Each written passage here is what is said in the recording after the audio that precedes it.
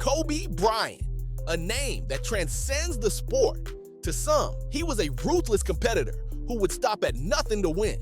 To others, he was a master craftsman, the student of the game who treated basketball like fine art, perfecting every brushstroke of his fadeaway, every detail of his footwork. But to everyone, he was something more, proof that obsession, discipline, and an unbreakable will can forge greatness out of nothing. His journey wasn't one of comfort or shortcuts. It was built in empty gyms, in the quiet hours before sunrise, when no cameras were rolling. It was carved out of failure, from missed shots, from heartbreaks, from the moments that would have broken anyone else. Yet each setback became fuel. Each challenge became an opportunity to sharpen the blade. Over 2 decades, he inspired millions. From kids shooting in driveways yelling his name, to fellow pros who measured themselves against his relentless standard. His impact reached far beyond basketball, becoming a philosophy, a mindset, a way of life. This is not just the story of a player. It's the story of a man who turned a game into his life's work, and his life's work into legend. Kobe Bean Bryant was born in Philadelphia in 1978, the youngest of 3 children. His father, Joe Jelly Bean Bryant, was an NBA player with a free spirit and a love for the game. When Kobe was 6, Joe's career took the family overseas to Italy. For young Kobe, it was a cultural shock. He didn't speak the language. He was one of the only black kids in town, and he moved constantly as his father changed teams. But those early challenges planted the seeds of resilience. Basketball became his sanctuary. He'd spend hours alone, dribbling on cracked courts, pretending to face off against NBA stars he'd only seen on VHS tapes. Each bounce of the ball was a promise that one day he would be on that stage himself. When the Bryant family returned to the US in 1991, Kobe was 13, and in some ways, a stranger in his own country. He didn't know the slang and didn't fit in socially. But on the basketball court, his differences became his edge. At Lower Merion High School, Kobe was unstoppable. His game was polished beyond his years, able to play all 5 positions with ease. As a senior, he averaged 31 points, 11 rebounds, and 6 assists, carrying his team to their first state championship in 53 years. The accolades poured in: Naismith High School Player of the Year, McDonald's All-American. The nation assumed he'd pick a top college program.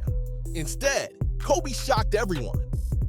He announced he was skipping college entirely and going straight to the NBA. In the 1996 NBA draft, at just 17 years old, Kobe became one of the youngest players ever selected. But it was his pre-draft workout that became legend. Lakers GM Jerry West saw something no one else did: a teenager who could dominate grown professionals. West was so convinced that he orchestrated a trade with the Charlotte Hornets, sending veteran Vlade Divac to acquire Kobe's rights. The Lakers had landed a kid, but a kid with the ambition of a champion. Kobe entered the NBA without hesitation or intimidation. From the moment he stepped onto the Lakers practice court, he carried himself like a veteran. "I'm not here to get punked by anybody," he told his teammates on day 1.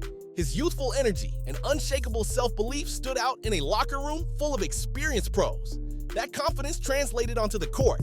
He showcased his athleticism and creativity in the 1997 Slam Dunk Contest, winning it with flair and a signature behind-the-back dunk that electrified fans. The spotlight didn't scare him, it fueled him. But then came the playoffs. Against the Utah Jazz in the 1997 Western Semifinals, Kobe faced a moment that could have defined him in the worst way. In a critical overtime, with the Lakers' season on the line, he took 4 consecutive shots, and all 4 were air balls. The crowd groaned, teammates looked stunned, but Kobe didn't hang his head. He walked back to the locker room with the same fire in his eyes. That summer, he hit the gym harder than ever. Those air balls weren't a humiliation. They were a blueprint for what he needed to master to become great. By his 3rd season, Kobe was already an all-star starter, the youngest in NBA history at the time. He didn't just have talent, he had an aura. He played without fear, embraced the biggest moments, and challenged the league's best, including his idol, Michael Jordan. Every game was another step toward becoming the face of the Lakers.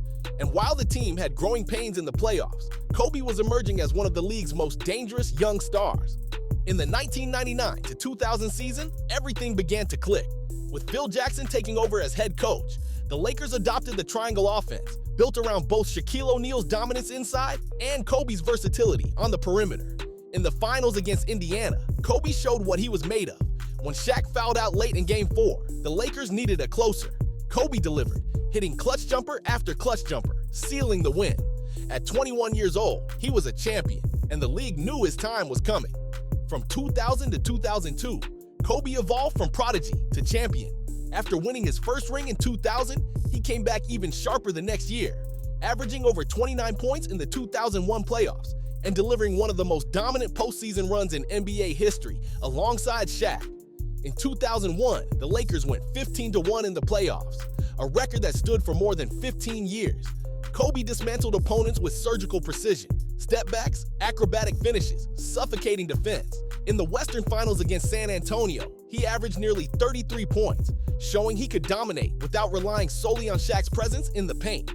By 2002, he was no longer just Shaq's sidekick, he was an equal force.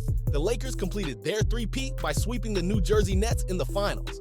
At just 23 years old, Kobe had more championships than most Hall of Famers, and he wasn't close to satisfied. Kobe's drive for perfection didn't always sit well with teammates, especially Shaq. The two clashed often over work ethic. Kobe wanted year-round dedication. Shaq preferred to play his way into shape during the season. Their feud was public, heated, and at times childish, but it was also part of what pushed Kobe to evolve, to prove he could be just as dominant without the most dominant center of his era. When Shaq left in 2004, Kobe unleashed his full scoring arsenal. In 2005, he scored 62 points in just 3 quarters against Dallas and didn't even play the fourth. Weeks later, he dropped 81 points against the Toronto Raptors, the second highest total in NBA history. Night after night, Kobe delivered highlight reels, fadeaways, dunks, and buzzer beaters. He became the league's most feared scorer, a player capable of single-handedly deciding games. After Shaq's departure in 2004, Kobe became the undisputed leader of the Lakers, but also their lone star. His scoring feats were jaw-dropping, but basketball is a team sport, and the gap in talent between LA and true contenders was massive. In 2006, Kobe carried the Lakers to a 3-1 series lead over the Phoenix Suns in the first round.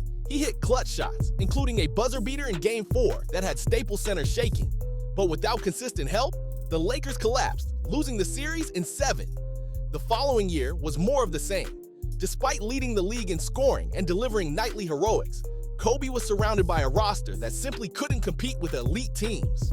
The frustration built to the point where he publicly expressed his desire to be traded, a rare moment where the unshakable Mamba openly acknowledged the limits of even his greatness. The 2008 finals loss to Boston was a turning point. Kobe realized that leadership wasn't just about leading by example. It was about building trust, understanding teammates, and creating unity. He started investing in his teammates off the court, learning what motivated them. He pushed Pau Gasol to be more aggressive, challenged young players to rise to the moment, and molded the Lakers into a true team. The 2009 season marked a new chapter, with Pau Gasol fully integrated into the system, and role players like Lamar Odom, Derek Fisher, and Trevor Ariza stepping up. Kobe had the team he needed. He dominated the Orlando Magic in the finals, averaging 32 points and winning his first finals MVP, a personal milestone that validated his ability to win as the unquestioned leader. But the real test came in 2010. The finals brought a rematch with the Boston Celtics, the team that had humiliated the Lakers in 2008. It was personal. The series was brutal, with physical play, tight defense, and relentless pressure. In Game 7, Kobe struggled offensively, shooting just 6 for 24, but he refused to let shooting woes sink him. He battled for 15 rebounds, defended with intensity, and trusted his teammates. When Ron Artest hit a crucial three-pointer in the final minute, Kobe pumped his fist in triumph. The buzzer sounded. The Lakers were champions again, and Kobe had his 5th ring, the one he'd later admit meant the most to him. Kobe's preparation bordered on obsession. He was the guy who'd call a trainer at 3 a.m. to open the gym, or work on footwork drills for hours until they were burned into muscle memory. Teammates told stories of arriving early for practice only to find Kobe already drenched in sweat from a full workout. He studied film like a scientist, dissecting every movement of his opponents, not just star players, but role players too. He wanted to know every tendency, every habit, every weakness. He'd practice the same shot hundreds of times in a row, making sure it was perfect from every angle and situation. His mindset was simple. If he worked harder than anyone else, no one could out-prepare him. That was the Mamba mentality. In 2013, Kobe tore his Achilles tendon, one of the worst injuries in basketball. But before leaving the floor, he calmly knocked down 2 free throws. That moment embodied everything about Kobe's mentality. Even after Achilles surgery, knee problems, and a torn rotator cuff, Kobe kept coming back, refusing to let pain dictate the end of his career. By 2016, Kobe's body had been through a war. Torn Achilles, knee issues, shoulder surgeries, the list went on. His farewell season was less about wins and losses, and more about honoring his legacy.